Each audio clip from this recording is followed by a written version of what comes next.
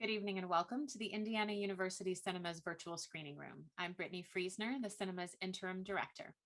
Please note that tonight's event will feature live captioning. To turn on captions, move your mouse to the toolbar at the bottom of your screen, click on Live Transcript, then click Show Subtitle. If you have any issues accessing this feature, please feel free to ask a question using the Q&A box, which is also found at the bottom of your Zoom screen. To begin tonight's program, IU Cinema wishes to acknowledge and honor the Indigenous communities native to this region and recognize that Indiana University Cinema is built upon Indigenous homelands and resources. We recognize the Miami, the Delaware, the Potawatomi, and the Shawnee nations as past, present, and future caretakers of this land. We are grateful to work on this land and encourage each of you to reflect on the land from which you are watching tonight.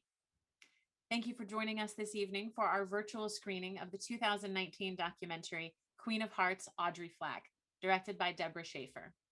Tonight's program is the second event in our spring 2021 Art and a Movie series, presented in partnership with the Eskenazi Museum of Art. Following tonight's film, we hope you'll join us back here for a post-film Q&A with the film's director, Deborah Shaffer, and the artist, Audrey Flack. We're very, very lucky and looking forward to it. We'd like to thank Nan Brewer for curating and coordinating this series. Nan is the Lucienne M. Glaubinger Curator of Works on Paper at the Eskenazi Museum of Art, where she has served in the curatorial department for more than 30 years. At the museum, Nan manages a collection of more than 22,000 prints, drawings, and photographs, and oversees a new center dedicated to the study and exhibition of those works.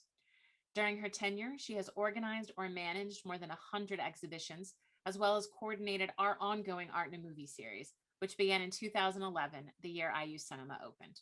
Please join me in welcoming Nan Brewer. Thank you, Brittany, for that kind introduction. I'd like to begin by acknowledging the IU Cinema staff for making tonight's virtual program run so smoothly. And Ellen Starr Lyon, a local artist, mother, and museum professional, for writing a heartfelt personal reflection on tonight's movie for the IU Cinema's blog. Our generous series sponsors, Marcia Bradford and Harold Dumas, and our special guests for tonight's post-screening Q&A, Sarah Edmands Martin, IU Assistant Professor of Graphic Design in the Eskenazi School of Art, Architecture, and Design, and a member of the IU Cinema's Advisory Board. Deborah Shaffer, the producer and co-director of tonight's award-winning documentary, Queen of Hearts, Audrey Flack. And last, and certainly not least, the renowned American artist, Audrey Flack, who received the Women's Caucus for Art Lifetime Achievement Award in 2017. As many of you may recall, prior to the pandemic, each Art and a Movie program featured a gallery talk by a curator or faculty member on an artwork or artworks from the museum's collection related to the content of the film. Although we can still not meet in person, I wanted to come to you live from the museum's Martha and David Moore Prints, Drawings, and Photographs study to show you two of our works on paper by Audrey Flack. The first piece, made in 1972, reflects one of Flack's rare attempts to translate her distinctive photorealist style into the printmaking medium. Unlike many of her male photorealist counterparts, who often depicted subjects like cars, signs, and cityscapes, Flack gravitated towards still lifes and female icons like Marilyn Monroe and Medusa. As such, this impressive 17-color lithograph in silkscreen with hand-applied 14-karat gold leaf features the most revered woman in the Christian tradition, the Virgin Mary. The print is also sometimes called simply Lady Madonna, based on a 17th century statue of the Macarena Esperanza, or Virgin of Hope of Macarena, for the Basilica in Seville, Spain. It also inspired two of her paintings. Although raised in a Jewish household, Flack was deeply moved by the palpable sorrow of Christ's mother after learning her child's fate, much as she would have to face the future of her own daughter. The making of the print was a complicated process involving the largest lithographic stone that she had ever seen, ironically nicknamed the Jesus Stone, requiring 3 men to lift it and Flack to climb on a large, sturdy work table to draw on it. Although Flack thought of such works as vanitas, her inclusion of feminine themes and her willingness to do big, powerful pieces often feels like monumental sculpture traditionally dominated by men, aligned her with the objectives of the women's movement or second wave feminism. She also served to break down gender barriers, including being one of the first female artists to make it into the art historical canon established by Janson's History of Art. Although the movement's only woman, Flack became the first photorealist painter to have a work purchased by the Museum of Modern Art. Our second print, made between 2014 and 2017, involved the use of a photographic reproduction of one of Flack's own pieces, the life-size painted bronze sculpture, The Muse, which is now also part of the Eskenazi Museum's collection. Both recent acquisitions came to the museum from the estate of the Indianapolis collector and philanthropist, Dr. Jane Fortune, who was herself a lifelong champion of under-recognized women artists and started the website A Space of Their Own, which is now administered by the Eskenazi Museum. Flack superimposed the image of the female allegorical figure over a section from Michelangelo's The Last Judgment. A variant edition with extensive hand coloring and even glitter. This transcendent drawing, as Flack calls this process, reflects the artist's later style, which has been dubbed Baroque realism or post-pop Baroque. Related to her heroine series, the Art Muse holds paintbrushes triumphantly in one hand and grasps a Roman numeral clock in the other. The message of the piece is that art can stop time, but as the documentary will show, time hasn't stopped Flack. I am delighted to be seated between these two empowering images of female deities during Women's History Month and invite you now to watch the documentary Queen of Hearts, Audrey Flack, and rejoin us immediately following for the post-screening Q&A with 3 other remarkable women. I hope you will join us again next fall for more of the Art in a Movie programs. Thank you. Thank you, Nan. At the end of this introduction, you will see a slide with information about how to watch tonight's film. We will also be including this information in the chat. Please note, the film will not screen through this Zoom webinar window. You will need to open a web browser to watch the film using the web address and the password provided. On the slide, you will also see a countdown clock, which will tell you how long until the start of the Q&A. We very much hope you enjoy the film, and we'll see you back here for the Q&A in a little over an hour. Welcome back, everyone. Thank you for watching Queen of Hearts, Audrey Flack, and for joining us for tonight's post-film conversation. We'll start out with a discussion between our guests, and after about 20 minutes, we'll begin answering audience questions. Please feel free to begin typing your questions in the Q&A box at any time, which you can reach by clicking on the Q&A button at the bottom of your Zoom screen.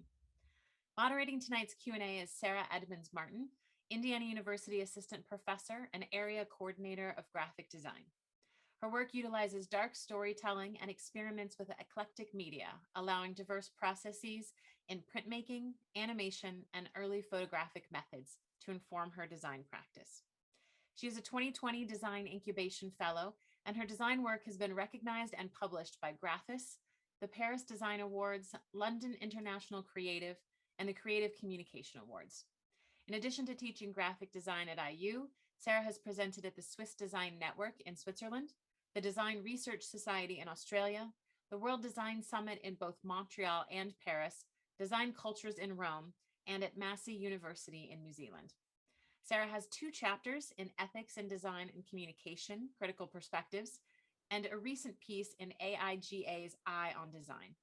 Her show Ongoing Matter closes this week at the Gail Karsh Cook Center for Public Arts and Humanities, and she is looking forward to an upcoming exhibition at the University of Dayton. Please join me in welcoming Sarah Edmands Martin.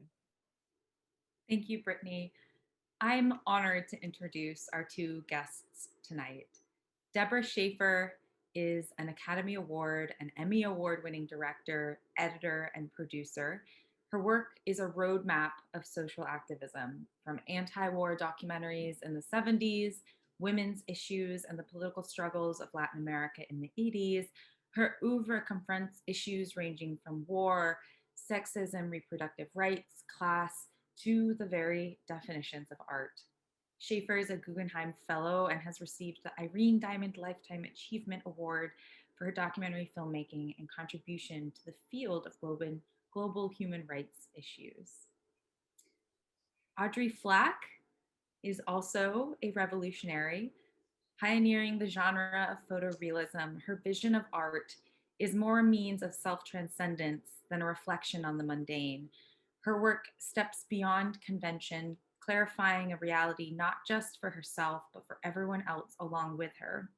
She lays bare the sources of human strength and the causes of human suffering, the horror and the jubilance of the human condition, with colors and forms that gleam out of the darkness and demand our attention. Her work is held in the permanent collections of the best museums in the world, including the Met, MoMA, Guggenheim, the Whitney, the Allen Memorial Art Museum, and the National Gallery of Australia, to name a few. So I'd like to start off this conversation with both of you because you have both redefined the world of art. And so my question to start us off is, what role do artists have in reforging the links between art and the larger world?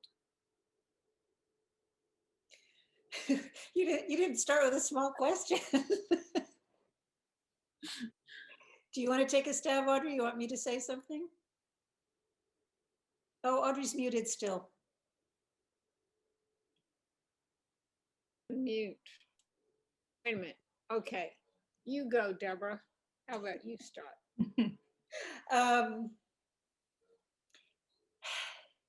I think artists are, I got asked this, I remember getting asked this question after 9/11. I'd done a film about 9/11 and a reviewer asked me, and they somehow wanted me to say, I felt they wanted me to say that artists feel more than other people. But I think artists I don't think we feel more, I think we interpret. I think we're able to take what our experiences and everybody's experiences and give them a form. We can give it back to people in a way that then people can respond to it, or at least, I mean, I didn't come into film as an artist. I came into film, really, you were describing my films. I came into film actually through politics, through political activism, through the Vietnam War. And so it wasn't for years and years and years that I began to think of myself as a film artist. And maybe that's why, but I, because I always, initially for me, films had also a job to do in the world of provoking and educating. So I don't think we're so special in some ways, Audrey, what do you think? Well, I think art can save your life. And I think art can save the planet. I think art can heal you. And I think that's what I've tried. That's what it did for me. And now we're getting a lot of protest art, and that's important. But there has to be some other content in art. And I mean, I think art is for people. If art's not for people, who is it for? And what is it for? Is it a commodity, which unfortunately it's become? So I think the artist is the true artist, not the commodified artist. The true artist is really, really important for the life and health of society. I don't know if I answered it, but that's how I feel. I think you did. I support that.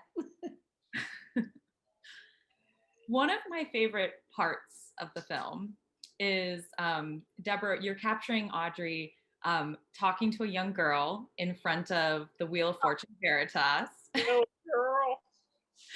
And Audrey's indicating, the skull in the Wheel of Fortune, Vanitas. She's indicating the skull, and I'm not going to try to quote it exactly, but something to the effect of, this is what everyone looks like under the skin. And for both of you, my question is, what role does horror play in your work? And how do you find the right line so that it's bearable to look at? What role does what play? Horror, the horror. Or the tragic or the suffering. Where do you find that line between allowing someone to bear that experience, but still deliver that message that underneath this skin, we all look like this? Go ahead, Deborah. Well, I think this is really more a question for you. I mean, because in my work, it has to do actually more the war films, but you should talk about the Vanitas, and I've heard you talk about World War II in this context. Mm-hmm. Yeah. How do you show horror or the grief?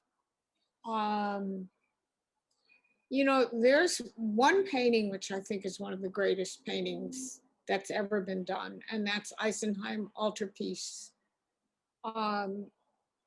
which I made a special trip to go to Colmar to see it in northern Germany. It's by Grunewald, and it shows Christ on the cross. His arms are gnarled, and he's got the nails through his palms. His body is pockmarked and pustuled. The painting was made during the plague. Interesting, what we're going through, where people were dying in droves. And this painting was made for a monastery where men died. I always thought, what about the women? They were supposed to die at home or something, or in the street. Anyhow, this was for men. And it was to show, and I guess this plague brought with it pockmarks and pustules and blood. And it's horrible. Talk about a horror show. It's one of the most grotesque, horrible images that I think I've ever seen. And yet it is transcendent and gorgeous. And that's what you have to do. You cannot just vomit out your work, because that's not art. That's, vomiting out what you feel. And we all do it, and we might do it in the confines of our bedroom or bathroom when you're pulling out your hair. But art is something else. Art is something else. And I think to get to that point where it takes you beyond the horror, which I tried to do with World War II, something has to happen to make it great art, and to put it out in time to heal. Because we don't want to bring people down just by a horror show.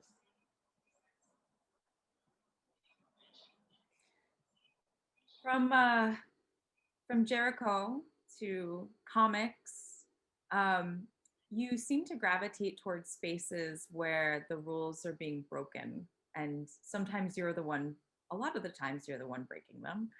How much of this did you feel, or do you feel, is accidental? How much of it is intentional? Do you happen to be at the right place at the right time, or are you kind of finding rules and snapping them as you go?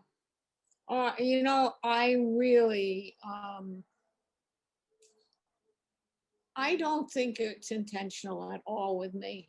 And as a matter of fact, I always felt I was so nutty as a child, being this hyperactive kid, that I wanted to be normal, you know, normal, good and nice and well behaved. And so I don't think I ever had to try to break rules. It was just something that happened. And by following my instincts, I think maybe we all do that in a way. If you're true to yourself, you break the rules. You know, I wasn't going to paint cars because I'm not interested. You know, I like nice cars. I have a 14-year-old Lexus. I love it. Love that old buggy thing. But I'm not going to paint it. So I was breaking the rules. I was breaking the rules. And it wasn't that I said, I'm going to go paint jewelry.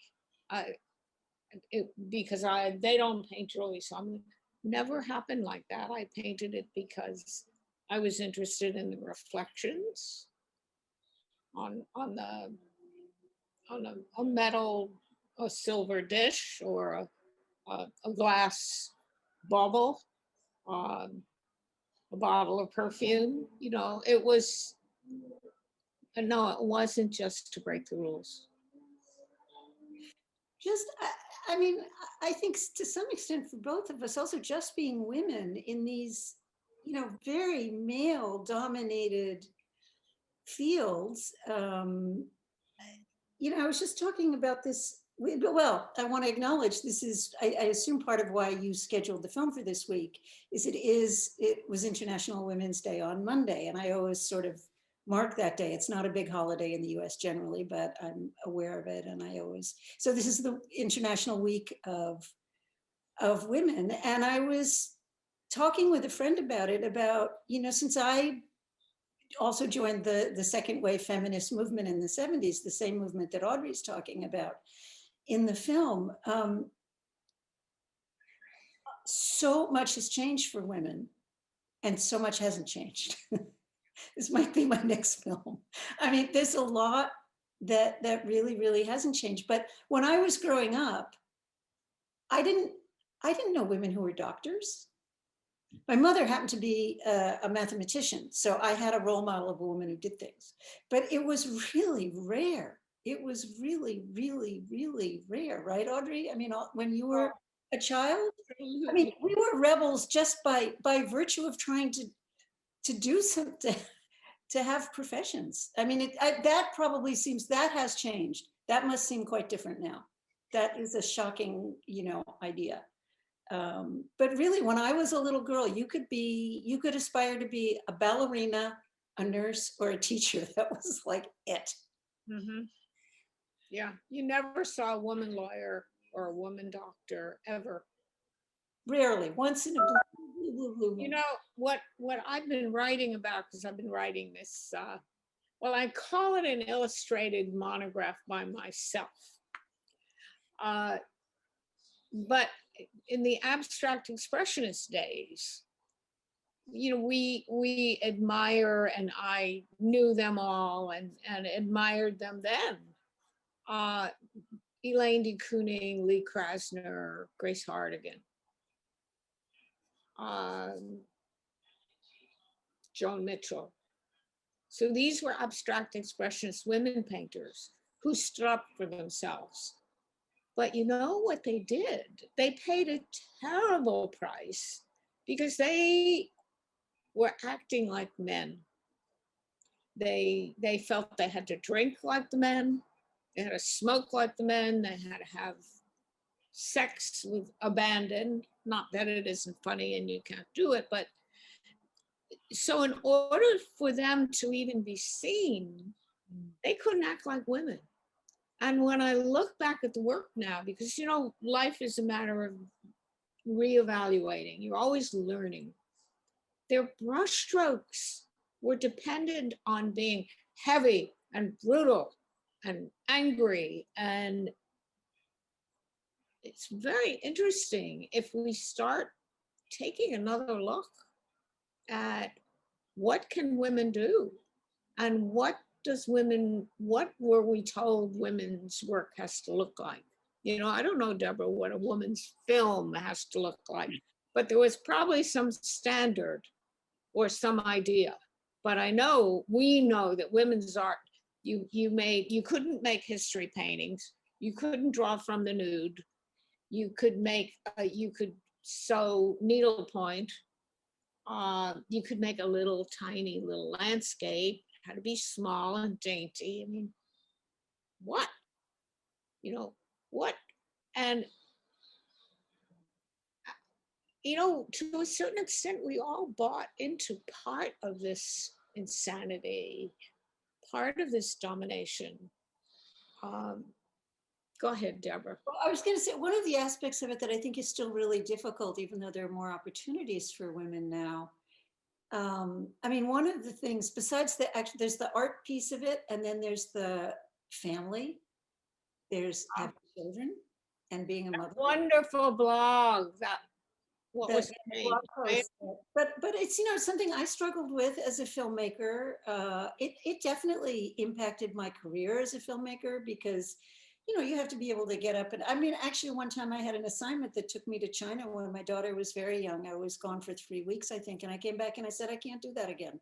I can't go away for 3 weeks entirely, for a lot of complicated reasons. And I had a supportive partner, and, you know, but it's, you know, and the pandemic actually, I think, has brought out a lot of this. I mean, we're reading a lot about, you know, in families now where husbands and wives are both working, or the men and women in a family are both working, and the children are at home and need schooling and need supervision all day long. Who's taking the burden of the childcare in many, many, many, many cases? Whose careers have gone out the window? Who's had to leave the workforce? And I mean, there's a lot being written about it now. We're gonna have a big, big problem at the end of this pandemic with women trying to get back. Deborah, you took the words out of my mouth. This has gone into one of the questions, which now I won't ask, but it starts with this statistic about something like 3 million women since the start of 2020, since the pandemic began, have left the workforce. And in December alone, all of the job loss was borne by women in December. And I guess maybe the question that I have, because you both have been resilient in the face of something similar, these external struggles, but you have still managed to, you know, stay true to the purity of your work.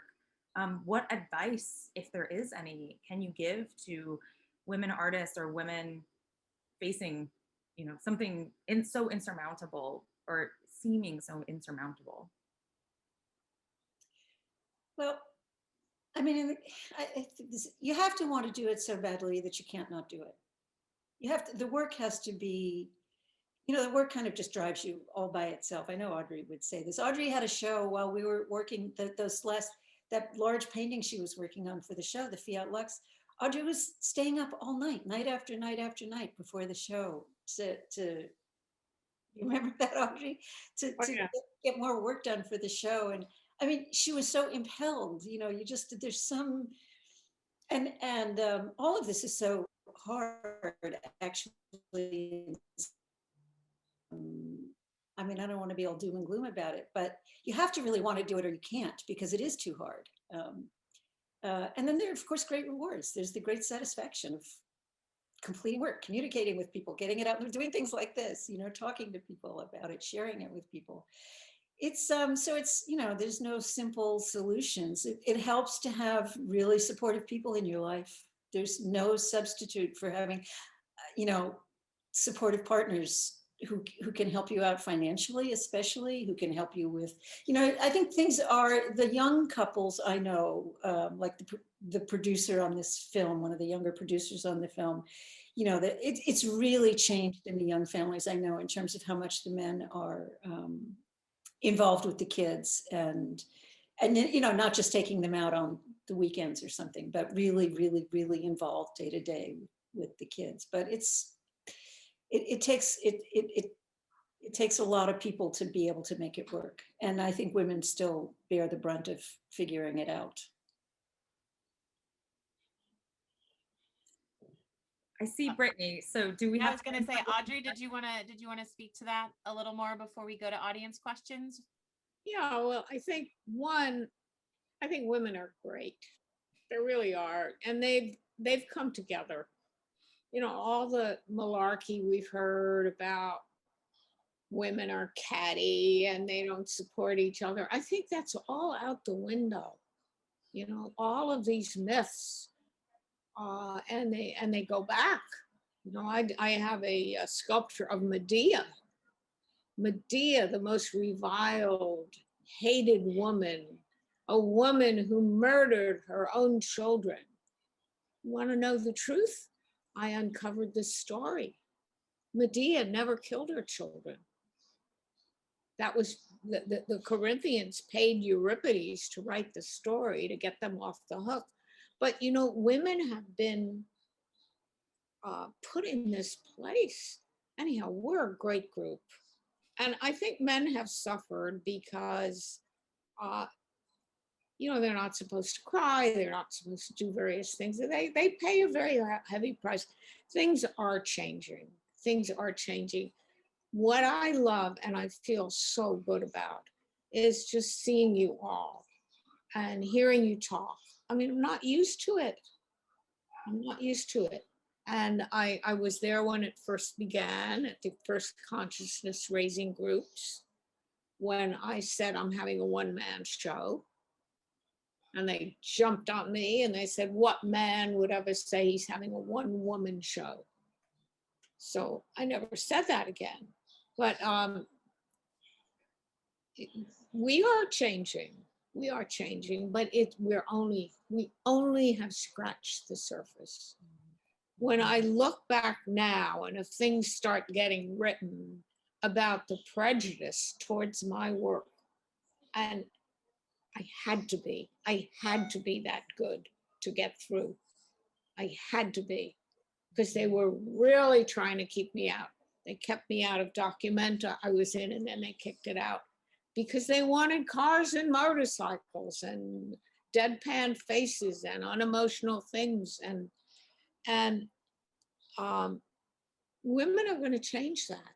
You're all going to change that. It's just such a great pleasure. And I love that blog. I'll tell you, that blog about, you don't have to be a mother. You don't have to have children. You don't want to, but when you have children, that's nothing to be ashamed of, you know? It's a great thing. Anyhow, I said my piece. Well, I hope you have a little bit more to say with some of these audience questions. And I know Ellen, who wrote that blog, is on here and we'll probably be asking some questions. But speaking of how we're going to change things, I think part of that is that we're all telling our stories and sharing our stories now. So the question I'd like to start with from Elizabeth. Deborah, when did you first become familiar with Flack and her work? And what led you to decide to make a documentary about her? Audrey, why did you decide to do the documentary? Well, Audrey's heard my story. I haven't heard hers. But somebody who had been my partner on the previous film I did, which was a very different film, it was about a poetry workshop in the South Bronx, came to me one day and said, I've met this amazing woman and you have to make a film about her. We have to make a film about her. And I said, the way I sometimes do, okay. I mean, stuff just, sometimes, you know, you're at a particular moment, you're looking for the next thing. And I said, sure. Well, I said, let's meet her. And we pretty shortly thereafter had a coffee. I remember it really vividly. It was like a November, it was cold, we were in parkas, and we met for a coffee indoors. It was well pre-COVID. The film took over 4 years to make. So we met in a coffee shop on the Upper West Side, and in about an hour and a half, Audrey kind of in capsule form told me her life story. And I've said this before in Q&As, the only way I can put it is I fell in love with her. I mean, I didn't even really know her work. I have to confess.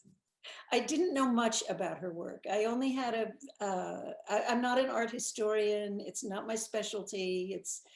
And it was Audrey's story that inspired me, because I was really also, as I'm looking at, I've been making films for over 40 years. And, how do you keep going? How long am I going to be able to keep going? There's definitely ageism in the film industry, hugely, no joke. So I was very interested in the problems of continuing.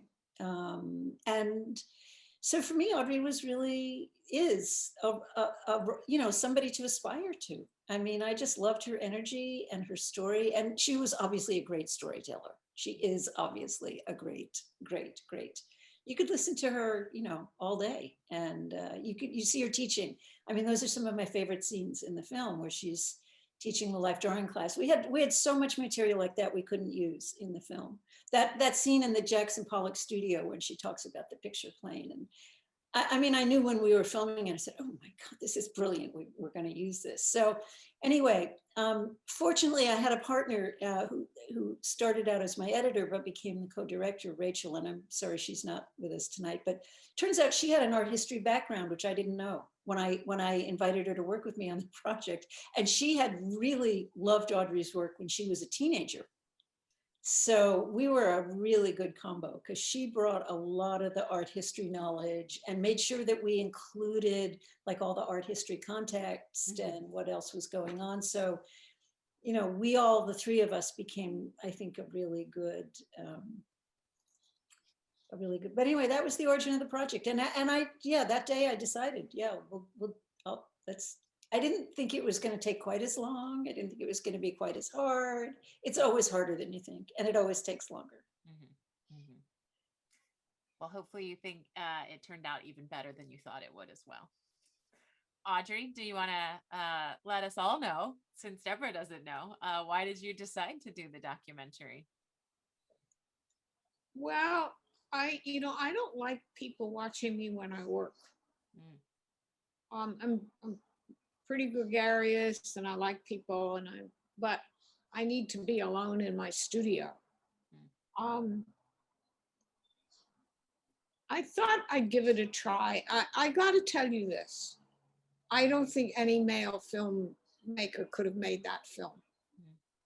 I obviously am so sensitive about my one particular daughter, my autistic daughter, that I think it took the sensitivity of Deborah and Rachel for me to allow them to film us.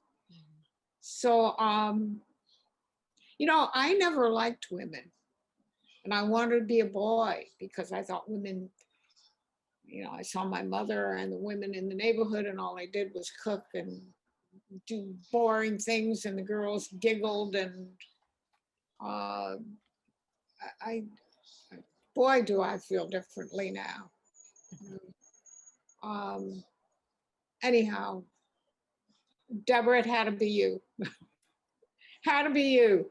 Well, I think it could have been, thank you. I think it could have been, I'm sure nobody, when they agree to do a film, nobody realizes how much work it's going to be for them and how intrusive and invasive it's going to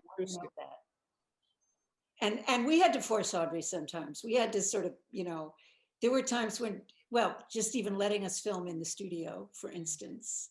And there were times when I had the crew and we were like out in Long Island, and so I, transportation, and I said, okay, we have to go in the studio. And she, I don't feel like painting today. It was more work than you thought it was going to be, right? It was probably a lot more work for you. I mean, just finding things. We made her find all her old photographs and her old drawings, right? They did an amazing job. They really did. I'm going to tell him, Deborah wouldn't let me see the film until the very end. And you tell him what I said. Well, so Audrey was, as you can imagine, Audrey's very insistent, but it's kind of a thing I grew up with. It's a journalist thing. You don't let the people who the film is about see it. It would impugn your integrity as being objective. And so I just, it's not, because you don't want it to be a puff piece by somebody about themselves. So, but I promised I would show her before it was finished. And it was about a week before we felt we were finished. But I don't see this film, and I thought, Audrey came up with a line. She kept saying, I want to see it. I want to see it. She finally said, all right, if you won't show it to me, something must be wrong. What's wrong with the film? That was what she started saying. then I remember saying, if I don't like it, I'm not going to go. Don't want to see it. And then, you know, Bob Caro, who wrote the book on Lyndon Johnson and Power Brokers, he said, you mean you don't have a contract saying that if you don't like it, they can't do it? And I said, no. Hold on a minute. I'm going to say something to my husband. I never would have agreed to do it if I mean, there are people who do biography. You know, the world of documentary has been changing a lot, and there are Right in. Yeah. There are people who do biographical films that they're more involved in, but it's just not how I came up in this field. And I wouldn't have felt comfortable. Audrey, I was saying, if I'd had to do a contract, if you'd asked me for a contract like that, it would have been I wouldn't have done the film. I would never have agreed to it. Then it would have been a work for hire, you know, or yeah. This is your work of art, and I think you did a great job. I think that the first time I saw it in Hudson, New York, I cracked up. You know, for me to watch my little daughter, you know, who's developed scoliosis and her body's broken, really. It was just really hard. It was really hard. I think hopefully it will do some good. We made it great. I mean, we're very proud of the film. I think everybody who worked on it is. I think Audrey is. We turned out to be a great team. I expect Audrey's in my life for the rest of my life, right? Oh yeah, we're hooked. We're hooked. You know, I think that in the world of film, which Deborah knows far better than I, it's not my world. But in society, things go in terms of what's in style, what's the fad, what's the fashion. I think you're up against a lot. And yet, underneath, so much has come out of it, and I'm so happy to see the response of all of you at Indiana. And the response has been that kind of response. Whether Netflix sees it is another matter. You know, we would have loved that, right, Deborah? And it has messages that are that important. But anyhow. Well, we do have a question from Ellen, who wrote the blog that you both appreciated so much. Ellen asks, Audrey, can you speak more about painting what your gut tells you to do and understanding that need later versus needing a clear plan ahead of time? Well, first of all, Ellen, I loved your blog.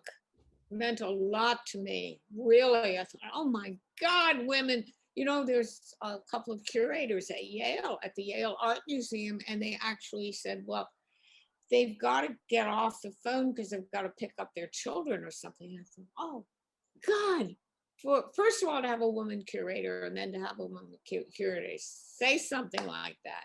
So I loved you. Okay, so now say the question again.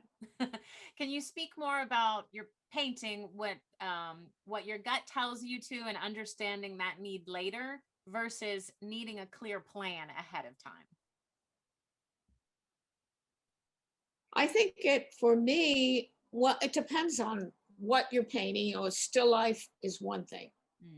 A symbolic still life is another thing. I'm painting from my gut totally.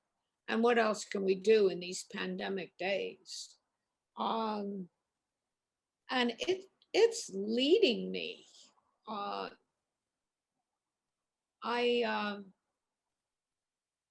latest painting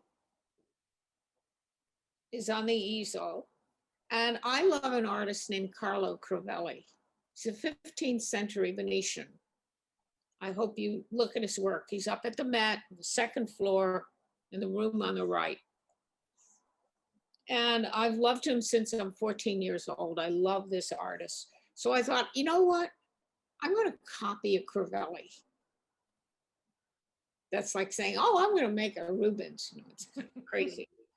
And I took the task of copying part of a Crivelli, Madonna.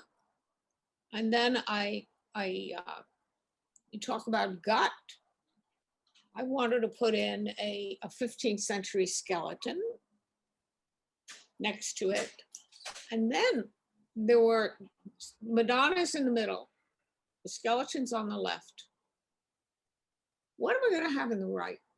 Well, you know, my dear, dear husband is not too well. And I'm experiencing a lot of concern over that and a degree of grief. And he was sitting in the kitchen and the light was hitting his face on one side and it was very beautiful. And I said, wait a minute, honey. And I took his picture with my new iPhone, which has a very good camera. I took several pictures and he's on the right side of the painting. Then I thought, well, you know, he has this beautiful skull, but it's old and one side of his face is not quite, you know, it's a little droopy. I just did it. And it says next to this Madonna and 15th century skeleton, it says, somebody in Brooklyn loves me. On his t-shirt, which Hannah, who played who sang in the film and played her fiddle, gave to him. And I really am enjoying that painting, but every bit of that painting is happening from the gut. Every bit. Do I plan? I think, then I thought I want some Baroque painted frame. I painted a frame in it. I'm doing, anyhow, you go from the gut. Always, always. A lot of planning in the photorealist work, tremendous amount of planning. But there's the other side. You know, I'm realizing too, Audrey, I mean, I haven't seen you in person. We're in the same sort of opposite end. I mean, I'm in Brooklyn, Audrey's on the Upper West Side of Manhattan, but we're not that far in miles, but we haven't seen each other. No, you look great. It's so nice to see you. Well, so do you. But I mean, this is one of the, you know, the real, we should both be out there live with the audience and talking to all of you. And we've really missed out this year with the film. We had two festival screenings, we had the screening, well, three festival screenings last October and December before then the next festival. I have all these plane tickets. I was ready to go to Montreal and Israel. Israel. We were supposed to go to Israel, North Carolina, all kinds of places. It's really been, it's been a big impact. And so I want to come up. Is this painting in the studio in New York or in Washington? Yeah. All right, I'm coming up next week. We've both been back. Bob comes in every day and he says, it looks just like me. And sort of entertaining him every day. I'm coming up. Come up. I'll give you coffee. I have some very good tea I brew. Next question. Stephanie asks, in the film, Audrey made a few comments. Who would have thought, you know? What? In the film, Audrey made a few comments lamenting the commercialization of art. Audrey, do you feel like there's a corruption of the art when it's made or exchanged for money? Can you speak to your thoughts and feelings on art as a service or as labor for which artists are paid? Well, you know, if art becomes labor, you don't want to do it. I've had enough labor jobs. I might have had 1 million jobs that I've been fired from. But art is not labor. It's hard work, it's skill, it's learning, but when it becomes labor, stop for a while.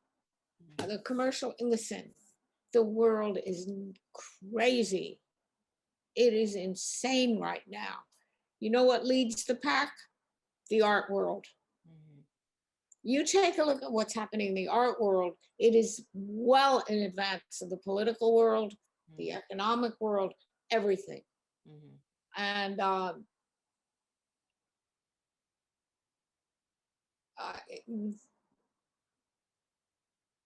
I'm always involved and interested in the new things that are happening. You know about this crypto art now? I've got my Sevi, who's 26 years old and adorable and brilliant. He's been talking about it for a couple of weeks. And some of the ideas I like, but you have to step back and think. But once it becomes nothing but a commercial vehicle and a commodity, you're losing something, you know? Things are changing. I mean, there is such an enormous revolution now. I was interested in what you said something about the Native American groups you have there. The land acknowledgement in the beginning. Yes. It's something that many institutions, almost every webinars I do, they're all starting now with acknowledging Brooklyn is Lenape land.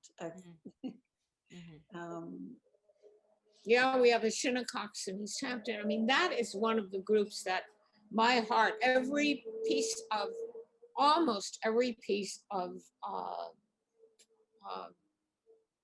commissioned sculpture that I have, all my public art has references to Native Americans, whether it's feathers or something in it, because anyhow, we do what we can. I don't know if I answered it, but if art isn't something that goes beyond the base instincts of humanity, then I don't know what it is. If it's just money like everything else, I don't want it. The question for all three of our artists, Audrey, Deborah, Sarah, what has the pandemic and this wild time we're living in inspired you to create?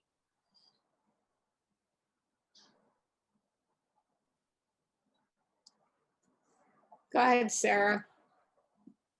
Well, I've gotten a little weird with it and found myself making Delft tiles, which is not something I ever would have done, but they're small Delft tiles, little blue, little white, and then blue little drawings. And what they are just like a daily small thing that I just get to work on, and there's nothing attached to it, no worry. I'm not allowed to worry about them. I can only delight in them, and sometimes they don't turn out how I want them to, but firing ceramics, there's always that risk. But even before I fire them, sometimes the drawings are just, I'm like, oh, this is horrible, I could smash you, but I don't. I keep them. And I think that on top of my normal studio practice, these little, I'm looking right at them. I'm looking over here. These little things are just. See them? Can we see one? Come up and show us. Here's one I just picked up at random. Oh, beautiful. And then here's another one that maybe is more of a response to the pandemic. So they're just little tiny expressions, and there's something very satisfying about the no risk kind of experiments that it feels like it is. It feels like it's a pandemic experience that may, it may bookend once I feel like I can go out and do some of the other kind of more community-based projects that I sometimes participate in, or that I am participating in and have had to kind of put on hold because of the pandemic. So that's me. Well, Sarah, when first of all, my assistant, Sevi, his last name is Delft. That's right. Does he have Delftware? Anyhow, when after the 9/11, I went up to the docks in Montauk and I painted the fishing boats. I sat on the docks with the fishermen and I painted the trawlers and the nets and the water and, and why am I doing this? But, it brings you back to a sanity. And I remember speaking to Wayne Thiebaud, who I love his work. You know his work, Wayne Thiebaud? And I said, and he was having a show at the Whitney, and I congratulated him. And he said, "What are you doing?" And I said, "I don't know why it's 9/11, but I'm painting fishing boats in Montauk." And he said, "After the Bay of Pigs, I painted a vase in a rose in a vase." And I think you have to get back to humanity, sanity, simplicity, another kind of reality. There's nothing wrong with it. Then we have to do that. It's good. I like Delft. I'll send you one. Now, on the other hand, I did a painting called Days of Reckoning, which I started 3 years before the pandemic. And It's the last shot in the film. It's It's a blank canvas. no, it's the last it's the blank canvas. But you ran your hand over it. I run my hand over it, and that painting has become, took me, 3-4 years, because in between, that's when Bob fell down the stairs and my house had a flood and whatever. The painting would have been finished sooner, but it is based on, Durer's Four Horsemen of the Apocalypse, one of the greatest woodcuts of all time. It's based on that. So I've got 4 horsemen across the sky, and I've got children. Oh, I've got the Hokusai wave. I've got floods and fires. And I've got a funny little pink naked lady trying to pour a can of Coke. COKE. Is it on your gallery? Is it on your gallery's website, do you think, that painting? Where the heck is it? It might be on my website. It's in Germany now. The collector bought it in Germany. And I'm going to make a print of it. I think it's that. Yeah, you should. It is that encompassing of what we're going through. So I'd love you to see it. I love you all to see it. So I think if you go to my website, I think Sevi must have put it up. It's called Days of Reckoning. And it's almost funny in a way, because this insanity is funny. It's audreyflack.com, right? Is your website? I think so. Yeah. What do I know? I don't know. It's audreyflack.com, because while we're promoting things, because we have a website for the film also, which is audreyflackfilm.com. And on that, there's a link to, if people who are watching, if you want to share this film with other people, it's available now on Amazon Prime. You have to pay for it. You have to rent it, but it's not expensive. And iTunes also. But the links are on our website. So if you go to Audrey's website to look for the paintings and go to the film website, share it with people. I just Googled it real quick, so we're going to be dropping it in the chat. I did find it, Audrey. Oh, I still haven't, I haven't gotten used to sort of doing the computer while I'm talking. Like, you keep going. I'll do something else over here. Deborah, did you want a chance to talk about what you've been inspired to create during this time?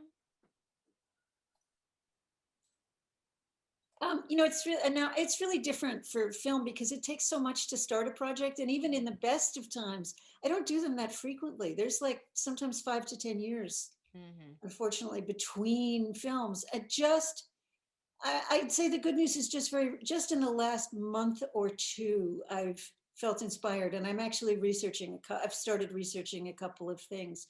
But normally I would have been on the road with this film this past year. And instead I've been on the computer with this film for the past year, doing this kind of, virtual. And I also had a really bad illness in my family. I had someone I had to take care of for many months, and not COVID related, but it took me out of the city. I was living out of the city, and but yeah, my just the nature of my work is so different that it was just kind of a question of head down getting through it, really. Yeah. Well, I've just discovered, Audrey, that 2 of your students from 1970 have dropped some information in the chat, and I'm going to relay that to you in a second as soon as I can. And then we have time for about 2 more questions after this. So here we go. Hi, Audrey. 2 of your students are here from 1970. Eileen Burgess. Well, out there in the world, but joining us tonight. Well, where were they, my students? Eileen Burgess and Cynthia Roberts Shaffey when you taught at School of Visual Arts. We love you, and you are such a wonderful teacher. We are thrilled to watch you and this fantastic film.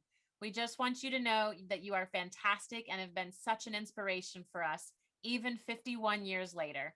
Thank you for all you shared and taught us. We love you, Audrey. Oh my God, how old are you girls now? Nearly as old as me. Yeah, my students are grown people, real people. So nice to hear from you. All right, so I think we have time for a couple more questions. Elizabeth asks, question again for Deborah and Audrey. Was there anything like footage or interviews that was cut from the film that you wish had been in the film version now? Deborah. Audrey will tell you what's out. You go ahead. You go ahead. No, you tell them. You tell them, and then I'll talk. I got something in my eye. I had a band. We were a great band, and I didn't realize at the time how feminist we were. I mean, I knew, but I woke up one day and I started writing songs, and we were called the History of Art Band. We were great. We played at lots of museums and universities, and you would have invited us. As a matter of fact, Guildhall just invited the band to play this summer. However, are you going to get the band together to play? My chief couple, they were married. She was the greatest. She was a classical violinist who played the fiddle for us and singer. And he was like a solid guitarist. I had also a banjo player, a bass player. I pulled in a mandolin sometimes, and I play the banjo. They were Mormons, and they started to have a lot of beautiful little Mormon babies, blue-eyed, blonde-haired babies. I don't know. I don't know. People can see the band. Well, so this is one of the, Audrey kept asking if she saw the film. Is the band in the film? And in fact, Audrey, I just thought of something that I don't think I've ever said to you about it. Actually, the very first formal shoot we did for the film was the band performing up in Saratoga. I came back early. I'd had a New Year's vacation planned. I went to visit friends in New Orleans, and I ended up cutting my trip short and coming back a day early so that I could film. Was that at the Hyde Museum? Yeah, at the Hyde collection. You had a show up there and you were performing one night, and I came back early and so that was the first thing I filmed for the film. I fully intended, I wouldn't have done that if I didn't intend to use it. But you didn't use it. There's stuff that doesn't fit. In the end, it just doesn't fit. You can't make it work. It was such a different kind of thing. And we tried it at the beginning, we tried at the end, we tried in the middle. It didn't work. But everybody can Google. If you go to YouTube, you can see tons of performances of different iterations of the band on YouTube. Mm-hmm. A lot of Audrey's songs about Jackson Pollock, about Van Gogh, about Rodin, about Lee Krasner, Mary Cassatt, Kathy Kollwitz. It's all over YouTube. Emile Claudel. Mm-hmm. And I hear there are some outtakes that will be on the... Well, there are on the DVD. If you buy the DVD from Amazon, there are outtakes. There are a couple of scenes that didn't make it in the film. There was so much material we couldn't use. I mean, wonderful stories. you know, more stories about Audrey's mother and her father and her growing up and her Sorry, you said drawing lessons, and her mother wouldn't pay for them. I don't think that one made it in the film. you said you were sorry you didn't use the Jackson Pollock story. Well, we argued about that. There was a Jackson Pollock hit on her, and I got talked out of using that one because we were using the Albert story, and how much can you do in one? You know, it's all editing. It's all narrative structure, and How many hours of footage? hundreds. Yeah. I mean, these days when you shoot video in the That's old days, true. before Yeah, the film, yeah. you couldn't Just do that, keep but going. probably 300 hours. I don't know. I mean, hours and hours and hours and hours and hours and hours and hours. And we spent a year, probably real time editing. We edited over probably 2 years because we didn't edit full time. But we really, you know, I wanted to say something before we were talking about process, because my process as a filmmaker is somewhat also, it's from my gut. I don't start with a script. A lot of documentarians start with a treatment. And when I've worked for television, they make you write a treatment. And it's always like, it's torture for me to have to write what the documentary is going to be before I shoot it. I mean, it's like impossible. It's not impossible. You can do it, but it's not how I like to work. And, you know, I had no idea what this film was going to be. I mean, I knew Audrey was a great character, and that was really all. And you shoot and shoot and well, we need this and we need that, and we need to do this part of the story. And then you get in the edit room and you have to reveal itself. Then that's how I've worked anyway. And it works for me. Deborah, I have a question for you. What do you think the film might have been like? And also the results of putting the film out if you were a man? That's impossible. I can't possibly. And there are many, you know, documentaries I love that are made by men, so I can't. I mean, I don't. Yeah, I don't even know where to go with that. Sorry. I mean, I agree with you. This is a film. This made sense for me to do this film. I just had this feeling looking at you that a man's attitude would have been very different, that you're very much a woman, and it comes across that you're a woman, and I think we are still in a very male world. Yeah. I think it's had an effect. Yeah, the documentary world tends to be a little better than some other, you know, like in the Academy of Motion Pictures in the documentary branch, it's about 40% women, which is pretty, not 50 yet, it will be, but it's a lot better than, say, in cinematography, where it's about 1% or 2%. Or, you know, feature directing. I mean, we'll see. This is the year of women directors, boy, in the future. I'm sure you're all following it, so we'll know soon. I have a final question once again for all of you. Liliana asks, thank you. Well, first says, thank you, Audrey, Deborah, and Sarah. This panel is so inspiring. My question is, what advice do you have for young women like myself who want to make movies and paint and take photographs? What advice would you give to your younger selves?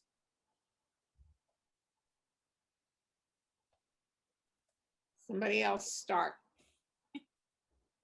Well, I wonder if you're asking what I would do different, I'd have to think about that. But my advice is you just have to be persistent. You just have to persist. If you know, if you really want to do it, and you really have to, if you're impelled to do it and you can't not do it, you just have to be persistent, and you have to just don't let people say no. Find a way around. You know, I try to ask questions that people can't say no to, so that there's always a little crack open in the door and you can go back and try to go in. It doesn't always work, but you just have to be incredibly persistent, and in film, develop an incredibly thick skin and be able to take mountains and mountains and mountains of rejections. Somebody once asked me where I got my ideas for films, and I just laughed all the way out the door. I have a stack of proposals, you know, for films that never got made way over my head.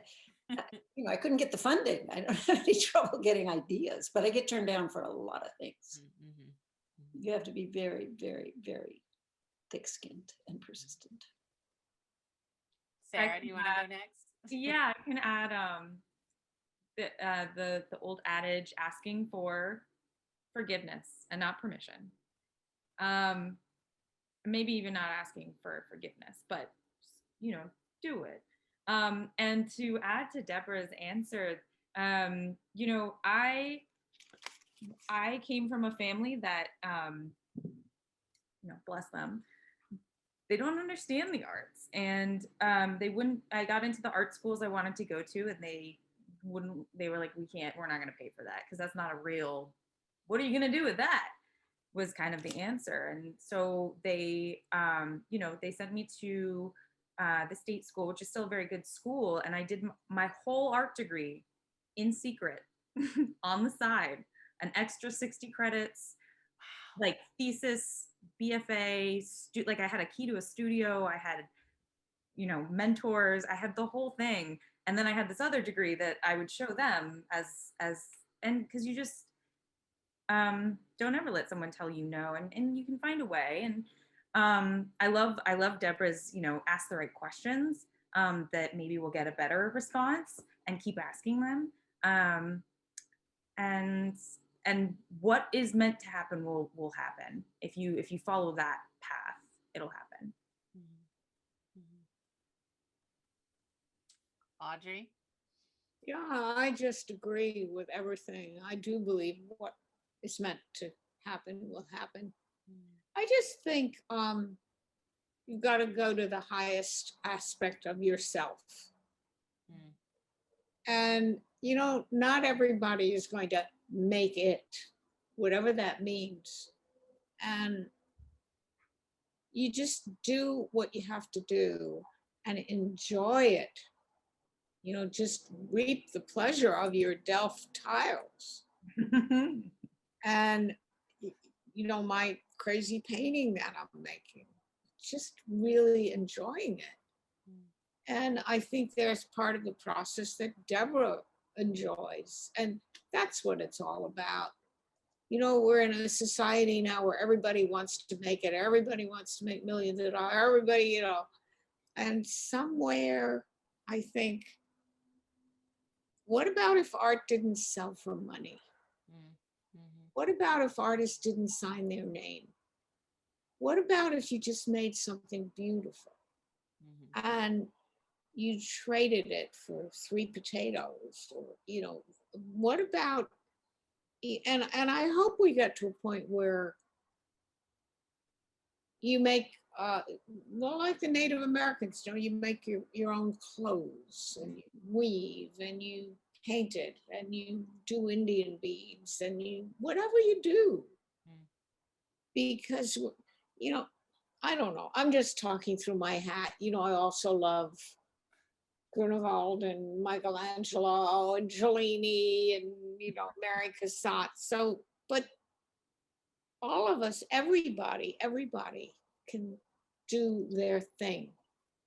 And as Deborah said, if you're driven and you can't stop, you just can't stop. But it's okay if you can stop and you embroider, or you cook, or you play your instrument, or, you know, we're just human beings. And maybe that's something this pandemic is showing us. We're all so vulnerable. We're all so fragile. Life can come and smack you down in a minute. And we forget it. We forget it. You know, I guess we have to in order to live. So I think I have to remind myself, because I'm very driven and I'm very hyper. I mean, I'm driven to work, you know, but it's okay. You know, I've just, hopefully the past few days, I've been playing my banjo and my ukulele and taking it easy with this painting. And I think we have a lot to learn from this, what we're going through. Anyhow, I think this has been wonderful. What a great group. What a great group. Yes, thank you Hello so and much. goodbye to my How many people do we have? I don't have no idea who's watching. It looks like we still have 43 people watching. I know at one point we were as high as 60. So Okay. yeah, we definitely have folks tuning in for every. diehards. So Yes, weird. yes. And I will admit we've gone over by way more time than we planned to, but I was not about to cut this conversation short. It's so weird not to see everybody. I miss my audience. I miss meeting everybody. Yes. Is Well, there a way to get, Sevi asked me, is there a way to get a recording of this? Is yeah, there? we'll post it on our YouTube channel within 2 weeks. So we'll definitely keep you posted of that. Thank you. Absolutely. Sarah, Audrey, Deborah, do you have any I closing? guess red was the color of the night, huh? Yeah, well, we got to get our power colors on. Sarah didn't get the memo. She's got the curtain. Everybody see my shirt here. Yes. Yeah, yes. what is that shirt, Audrey? Where'd you get that? I have to tell you, I went to the Museum of the City of New York with somebody who I had befriended as a child who's now a curator there. And in the gift shop, they had this shirt, Feminist AF. And I said, how do they know my initials? And then the woman behind the counter got kind of red and she said, well, do you know what it really stands for? Feminist. Uh-huh. Oh, Mm-hmm. so my daughter Hannah just said, hey, you know, Mom, you should make a t-shirt that says Audrey Flack AF. I would buy one, absolutely. Well, that's my t-shirt. Audrey made a Queen of Hearts t-shirt. Yeah, I do. I have a Queen of Hearts t-shirt. Is it on your website? Can people? No, she came and sold them at some of the screenings before okay. we got shut down. I sold them, yeah. But I have got this bug in my head, which I've had for years. See, I think people need art. And if you're Catholic, which I'm not, but you go to the little gift store in the church and you buy Mary and a Jesus and a book and a thing, and people need little icons, and I made one many years ago, a little Egyptian rocket goddess that big. And I decided to sell it very inexpensively and they all sold. And now I just got this thing in my head. I want to do I'm going to let you know when I make a print of Days of Reckoning. Mm-hmm. And maybe I'll do Audrey Flack AF. Sell them on your website. Yeah, please keep me posted. I would like to buy the first one off the press. Deborah, Sarah, any parting thoughts? No, it's late here. Just that it was a pleasure. That I had probably 10 more questions written down and then 10 more in my head that I was like, okay, if we get through all of those, I've got all of these. And both of you, I mean, it has been said in some form tonight, but this is a beautiful team. It's a beautiful piece about even more beautiful work. And I just feel so grateful to have talked to you about it and to also have just experienced it, and that it's out there in the world, and that I think I had some of my students in chat tonight and that they've seen it, and we can talk about it more in class in the next week, and that these kinds of messages are the ones that are important. These stories are the ones that are important to be told. And also thank you, Brittany. And you can write to us. You can write to us if you have questions. Actually, I'd love to. We're on Facebook. We're both on Facebook. No, I never look. I never look. But I would love to see the museum and the school. So maybe when the pandemic is over. Open invitation, please. Absolutely. I know Nan would love that as well. Mm-hmm. Well, thank you all for this brilliant and illuminating and delightful conversation, and for being a part of our spring program. And thank you again to Nan Brewer for curating the Art in a Movie series this spring to specifically feature films by women filmmakers highlighting the work of women artists. And thank you to all of you at home for your thoughtful questions tonight. I'd also like to thank the entire IU Cinema team, especially Elena, Ava, Will, Elizabeth, Jessica, and Seth, who have all worked behind the scenes tonight to make this event possible. We encourage you to visit our website at cinema.indiana.edu for more info on this series. As Nan said, there'll be 2 more coming up in the fall, and they'll be posted there, and all of our upcoming virtual events and curated streaming offerings throughout the semester. To all of you who tuned in tonight, thank you once again for being with us. Please take care of yourselves and be kind and generous to others. Have a great night.